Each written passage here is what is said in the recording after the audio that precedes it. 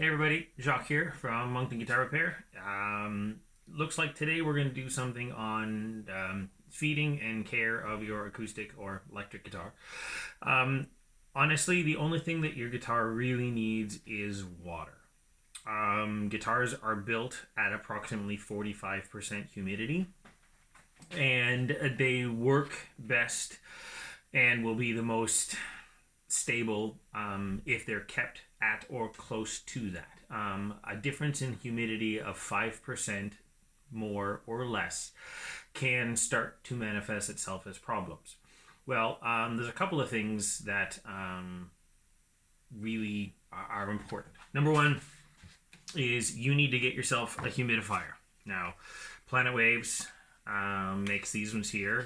They work quite well. You can get them at Long and McQuaid or any other place. Now, they're nice and convenient because they do sit inside of the strings like that. Keep the sponge wet, and you're good to go. Now, the important thing about any of these humidification systems, you have to remember that a sponge, the only purpose in life it has is to soak up water. If the sponge gets dry, it will start to reverse the process and dry out your guitar. So having one of these in and it's dry is actually worse than having nothing. So my big issue with these ones is the sponge is very, very small. So if you're the type of person who tends to forget to do things or is not as diligent as some other people in making sure that things are taken care of, this may not be the thing for you. They do work incredibly well, but they are a little bit more maintenance heavy. Now, I actually have instructions for making this. Basically, like I said, all your guitar wants is water. So this, I went to Dollarama. They're 2 for $1. Okay, 50 cents a piece. It's a plastic travel soap dish. Splits apart in two.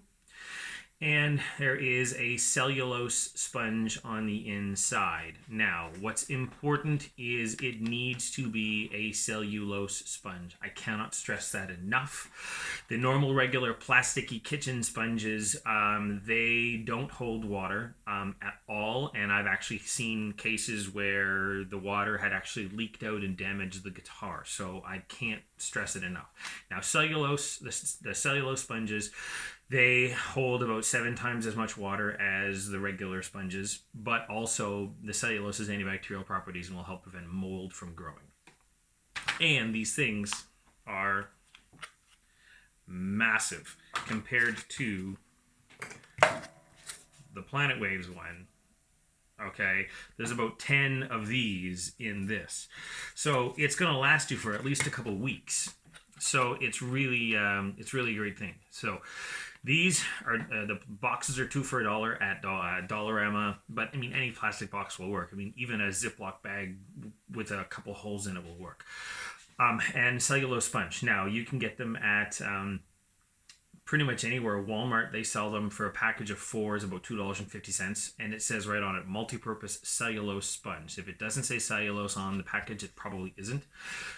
So for barely more than $1, you can make this. Now what I do is I actually drill a bunch of holes in it. Now normally I make them look a little nicer, but this one here I was just in a hurry. I just needed to make one, so just drill a bunch of holes in it so that the water can get out. And there you go. So if you definitely absolutely need to get one of these. Now when should you use it? Well, I like to kind of consider them the 3 H's. If your heater is on, your guitar goes into hibernation in the case with a humidifier. Now, the heaters are not the problem, but they are an indication of a temperature and humidity change. So basically the first day around maybe October, after the summertime, that's that really terrible day when we go, rats, I gotta turn on my heaters. Well, that's the day your guitar goes in the case with a humidifier and stays there all winter. Okay, like I said, the heater is not the cause of the problem. Even if the inside of your house was 0 degrees and you never turned your heaters on, the air inside would still be too dry. The air inside your house came from outside. But when it reaches the point the temperature gets low enough that the heater is required to keep you comfortable, your guitar is not going to be comfortable either. So you got to put it in the case. and a gig bag doesn't count. The humidity is just going to come out. You need a hard shell guitar case. If you don't have one or can't afford it, you may even be able to get yourself like a big, go to one of the big box stores, Home Depot or Kent's or Canadian Tire, and get like this big massive orange leaf bag. And then just sort of wrap your guitar into it. And what you're looking for is to have some sort of vapor barrier to keep the humidity inside and have your guitar soak it up. There we go. Now, when it comes to what can happen if you let your guitar get dry, number one, the fastest way to do it is to run your finger and thumb up and down the edge of the neck. When a guitar is built, the edges of the frets are filed off. You don't feel them, you don't anything. If you can run your finger and thumb up and down the edge of the neck and feel it, you know your guitar is way too dry. Okay, and what's happening is wood will shrink primarily perpendicular to the grain. The grain is running this direction, so that means it's going to shrink this way mostly. It does shrink this way some, but not as much. Well, same thing goes with the top of the guitar. Well, the top of the guitar, even though we call our acoustic guitars a flat top guitar, it's not technically flat. There is a curve on the top of the guitar. Sometimes it's somewhere between 15 to 20 feet, not 15 inches or 10 inches or 12 inches like a guitar neck. The actual radius is, imagine a circle with a 20-foot radius. So there actually still is a minuscule curve on the top of the guitar.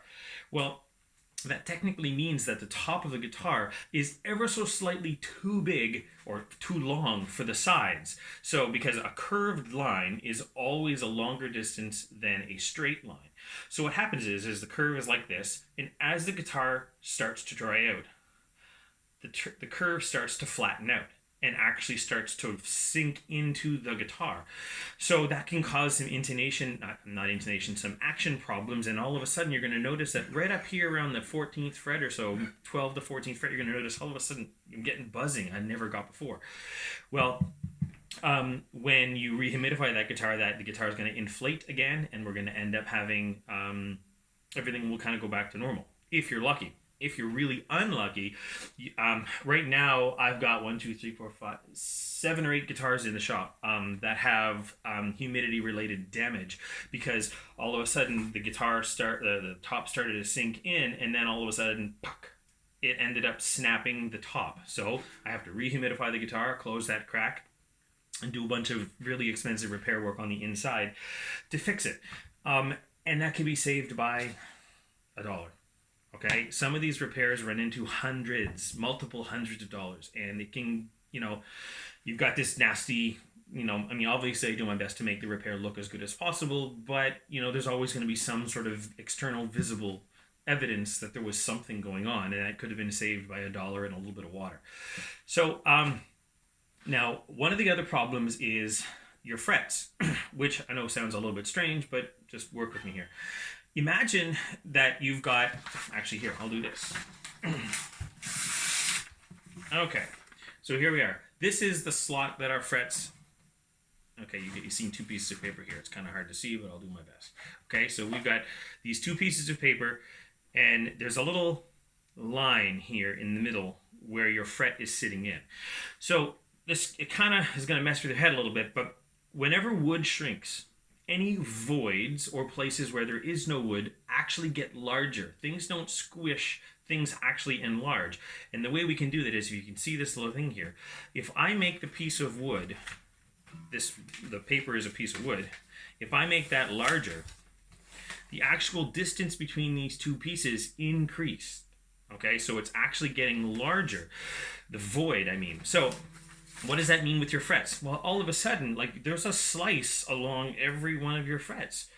Well, all of a sudden, the frets are no longer being held in as hard or as stiffly as they should be, and pop, you can have a fret pop up. And that's, once again, all due to dryness, okay? Bridges coming off, bracings coming loose, tons of nasty stuff can happen.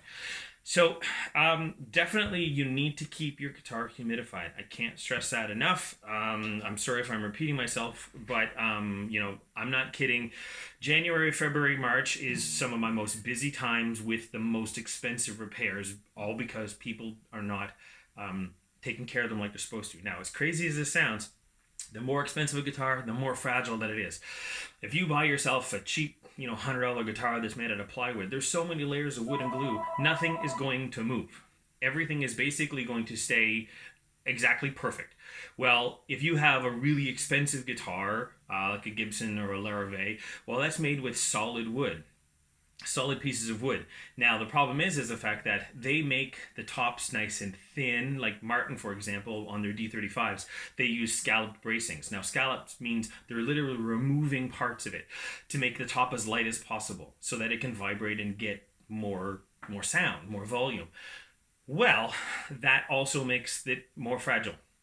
So, the more expensive the guitar, the more you have to baby it. It's really, really, really important. And if everybody used these, they would pretty much never have any problems with humidity in their guitars. And that's really all you need. And yeah, if anybody's got any questions, post them down in the comments and let me know. Thanks so much. I'm Jacques, Ag Mountain Guitar Repair. Have yourself a great day.